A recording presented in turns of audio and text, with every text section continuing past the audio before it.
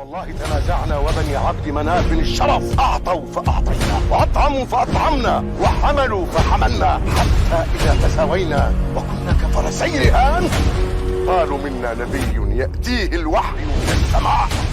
ما جاء بك الساعة متوشحا بسيفك؟ ألا تنتهي حتى ينزل الله بك قارعة؟ ويلي من يا محمد.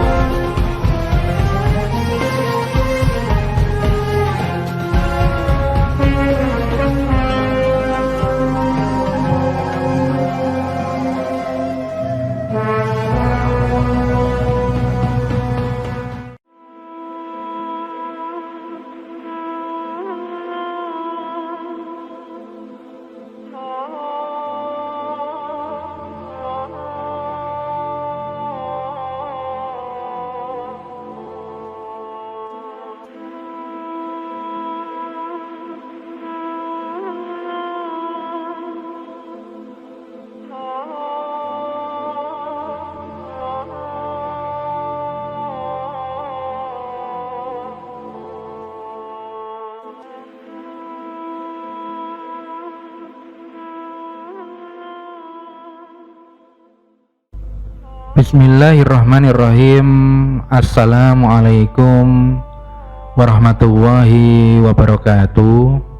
Pada kesempatan kali ini saya akan menyampaikan sejarah mengenai wafatnya Sultan Muhammad Al-Fatih. Tujuan saya menyampaikan sejarah ini adalah untuk menambah wawasan kita semua agar kita dapat mengetahui hal-hal yang berkaitan mengenai sejarah kemajuan maupun kemunduran daripada dinasti Turki Utsmani atau yang biasa dikenal dengan Ottoman Empire. Nah, bagaimana sejarahnya? Marilah kita simak penjelasan berikut ini.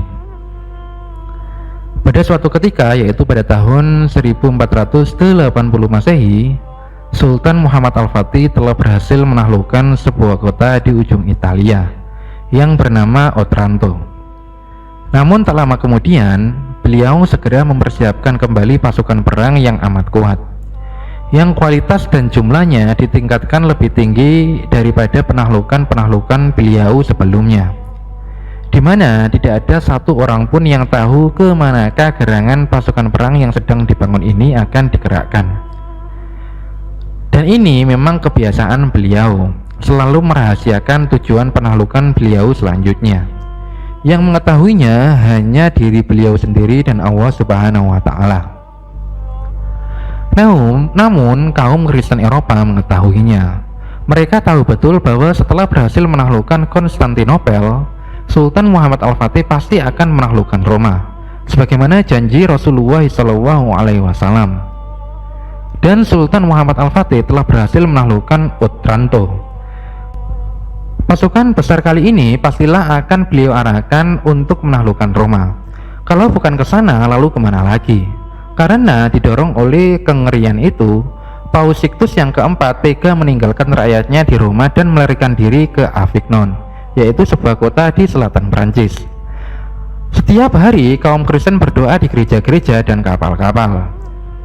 Ketika pasukan perang untuk menaklukkan Roma itu akan bergerak dari Uskundur, Sultan Muhammad Al-Fatih jatuh sakit. Penyakit radang sendi yang telah beliau derita sejak tahun 1470 semakin parah. Namun semua itu tidaklah beliau hiraukan. Beliau tetap berangkat berjihad bersama pasukan beliau untuk menuju ke Roma. Sayangnya Allah Subhanahu wa Ta'ala berkehendak lain. Allah memanggil beliau pada tanggal 3 Mei 1481, yaitu dalam usia 49 tahun. Kabarnya wafatnya Sultan Muhammad Al-Fatih kemudian tersebar. Duta besar negara Eropa pertama yang mengetahui kabar ini berasal dari Venesia, yaitu Niccolò Coco. Kemudian dia mengirim kabar kepada Diego Giovanni Mocenigo, yang merupakan pemimpin Venesia, yang tiba tanggal 29 Mei 1488. Saat akan mengantarkan surat itu, sang kapten bersorak di hadapan Doge. Elang yang perkasa itu sudah mati. Setelah membaca kabar lengkapnya dari surat yang dikirim oleh Koko, Doge langsung memerintahkan untuk membunyikan lonceng Maranggona, lonceng besar yang ada puncak menara San Marco. Lonceng spesial itu hanya dibunyikan ketika ada momen-momen spesial, seperti matinya seorang doge, menangnya armada Venesia melawan musuh, dan lain-lain. Dan juga wafatnya Sultan Muhammad Al-Fatih dijadikan sebagai salah satu momen khusus yang layak diapresiasi dengan membunyikan Maranggona. Nah, tak lama kemudian seluruh lonceng gereja berdentang bersama Maranggona untuk memperingati wafatnya Sang Grande Turco atau orang Turki yang agung. Nah, berita wafatnya Sultan Muhammad Al-Fatih sampai juga ke telinga Paus Sixtus. Dia segera kembali ke Roma dan menambahkan meriam dari Kastel San Angelo, sebuah benteng besar di Tiberius di dekat Basilika Santo Petrus yang berada di Vatikan. Nah, seluruh lonceng dibunyikan dan Paus memimpin prosesi panjang yang melibatkan seluruh kolose kardinal dan seluruh duta besar dari Basilika Santo Petrus menuju gereja Santa Maria del Popoli. Perayaan meriah digelar selama 3 hari. Nah, ketika berita itu sampai di belahan Eropa yang lain, perayaan itu diulangi lagi di sana. Eropa gemetar dan tenggelam dalam euforia ketika mendengar kabar bahwa Sultan Muhammad Al-Fatih wafat. Hal ini menggambarkan kepada kita betapa disegani dan diperhitungkannya beliau sebagai seorang muslim. Nah, setiap gerak beliau begitu menggetarkan kekufuran. Nah, di dalam khutbah Jumat Muhammad Al-Fatih beliau menyampaikan, jika penaklukan kota Konstantinopel sukses, maka sabda Rasulullah SAW telah menjadi kenyataan dan salah satu dari mukjizatnya telah terbukti. Maka kita akan mendapatkan bagian dari apa yang telah menjadi janji dari hadis ini, yang berupa kemuliaan dan penghargaan. Oleh karena itu, sampaikanlah pada para pasukan satu persatu bahwa kemenangan besar yang akan kita capai ini akan menambah ketinggian dan kemuliaan Islam. Untuk itu, wajib bagi setiap pasukan menjadikan syariat selalu di depan matanya, dan jangan sampai ada di antara mereka yang melanggar syariat yang mulia ini. Ini adalah khutbah daripada Muhammad Al-Fatih. Nah, sebelum kematiannya atau sebelum wafatnya, Muhammad Al-Fatih ini juga sudah berwasiat kepada kaum muslimin, yang mana wasiatnya berbunyi, tidak lama lagi aku akan mati, tetapi aku tidak pernah menyesal karena telah meninggalkan calon penerus sepertimu. Jadilah orang yang adil, soleh dan penyayang. Lindungilah seluruh rakyatmu tanpa membeda-bedakan, dan bekerjalah untuk menyebar agama Islam, karena ini adalah kewajiban semua raja di atas muka bumi ini. Dahulukan perhatianmu kepada agama atas urusan apapun. Jangan berhenti untuk terus melakoninya.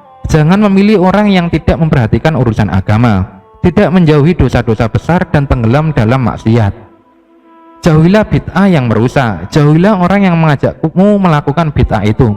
Perluaslah negerimu dengan berjihad, dan jagalah jangan sampai harta Baitul Mal itu agar tidak dihambur-hamburkan. Jangan mengambil harta seseorang pun dari rakyatmu kecuali dengan aturan Islam. Berikan jaminan makanan bagi orang-orang yang lemah. Muliakanlah sebaik-baik orang yang berhak. Ketahuilah bahwa para ulama itu seperti kekuatan yang tersebar dalam tubuh negaramu.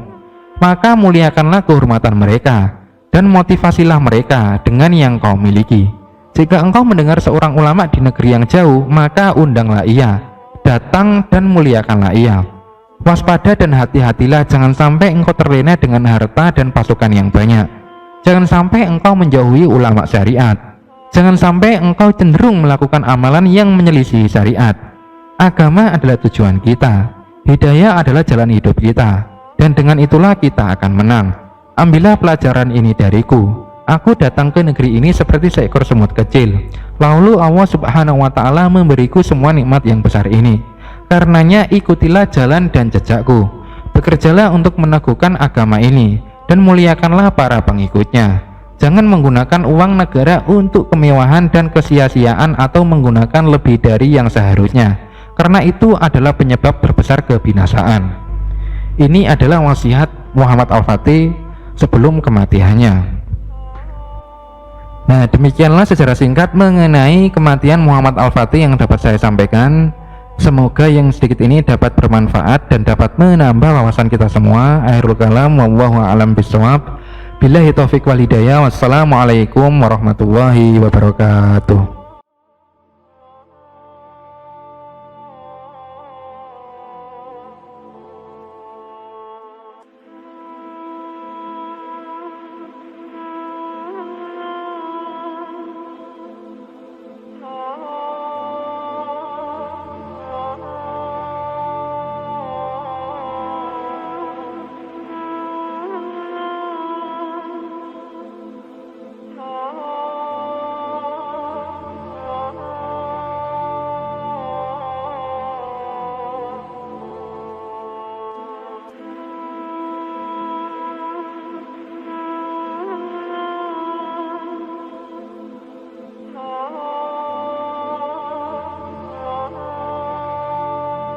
بسم الله الرحمن الرحيم